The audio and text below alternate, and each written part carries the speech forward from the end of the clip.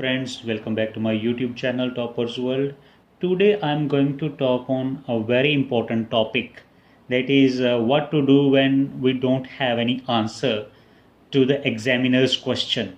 Examiner asks a question to you. Usually it happens in part 3 when there are discussion questions asked by the examiner.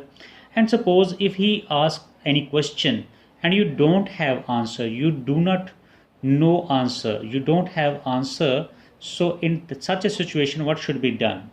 So how to handle this situation when you have no idea, no clue?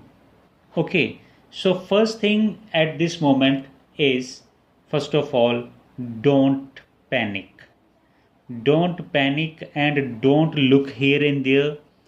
Just have a smile on your face, okay, and use some fillers to show that you have idea, you can speak this or you can attempt this question. So fillers are such kind of words which help you to cover the gap or cover your silence. Okay, the examiner will feel that you have continuously answered your question. So fillers can be like that.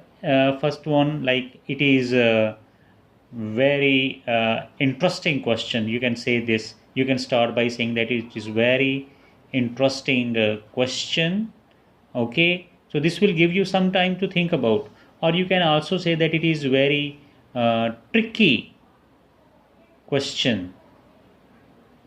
Or you can say that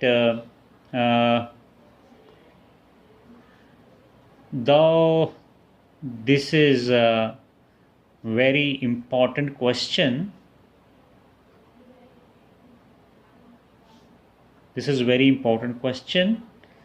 I never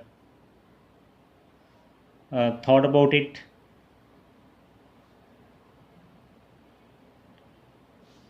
In my life.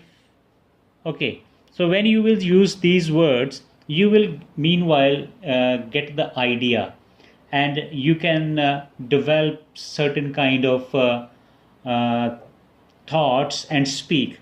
However, if you don't have any idea, again, even after using the fillers and still you are blank, then what can be done? So I give you one example here. Suppose examiner asks you a question like, do you think computer should be made a compulsory subject? A compulsory subject at primary level of education. Primary level of education means nursery, LKG, UKG, first, second, third, up to 5th class. In India it's up to 5th class. Okay, so what do you think? So this question examiner asks you, do you think computer should be made a compulsory subject at primary level of education? And you have no knowledge of computer, you have never thought about it. Usually it happens with the person who are professionals, like who need 5 band in speaking, and they are professionals like drivers, skilled workers. So mostly they do not pay attention because they're busy in their own lives and they never think about that whether it should be compulsory or not. So what at this time you should do? You should pay attention on certain things. First is you should think about computer. Okay, computer is a main word in the question. Then compulsory word was there. Compulsory. Then primary level of education. Okay, so they are the main part of the questions. Now think individually about it. Computer, you can start saying that computer is very important in these days. It is used everywhere, in banks, in hotels, in railway stations, in every office. And primary level students are very small, and I think it should not be compulsory for them because they are so small to understand computer subject. Okay, this is one answer. Second answer can be like that, okay, computer is very important, used everywhere, but it should not be compulsory. Compulsory means compulsion, it is forced upon someone. So I think it should be uh, what we can say that it should not be compulsory, it should be a subject of choice. A choice should be given. Those who want to study, they should. Those who do not, they should not.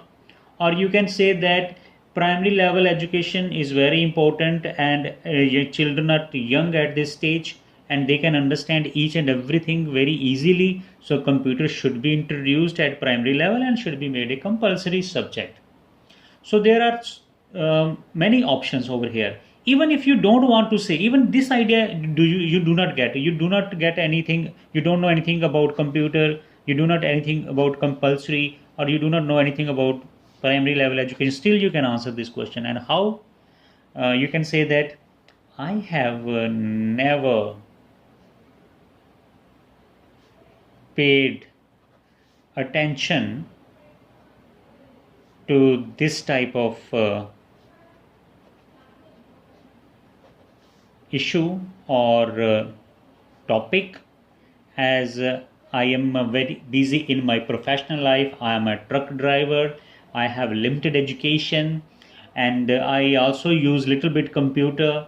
So I do not know much about this, whether it should be a compulsory or not, as I am not a great educationist, or I am not such a person who can give opinion about this. So what you have done in this question, you have not given the answer, but you also tell the examiner why I have no idea. Why I have no idea. So examiner will be satisfied with this because you have given a long answer. Whether you have given a very political type answer, like you didn't mention that you didn't mention your opinion over here, but you have told that why I do not know about this. So this is also one way of answering the question. So some of the question which you find difficult, actually I want to suggest you that this kind of approach you can use with one time. You cannot answer every question in this way. Okay, for other questions you need to answer.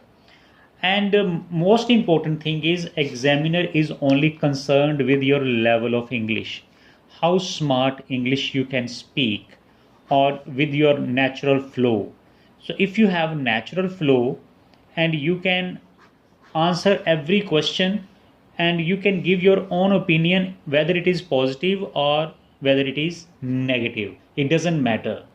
So finally I want to suggest you that instead of keeping silent, you should say something. Like you can use fillers, gaps to cover the gaps, and meanwhile you will get certain ideas. If you get some idea, then you can speak. If you do not get any idea, then say no, and I know I don't know anything about it, I do not know anything about it, because then tell the reason why you do not know. So this is also one of the best way of attempting a question that you are not familiar with, or you are facing some difficulties. The reason must be told at that time. This is the best way to handle such a situation.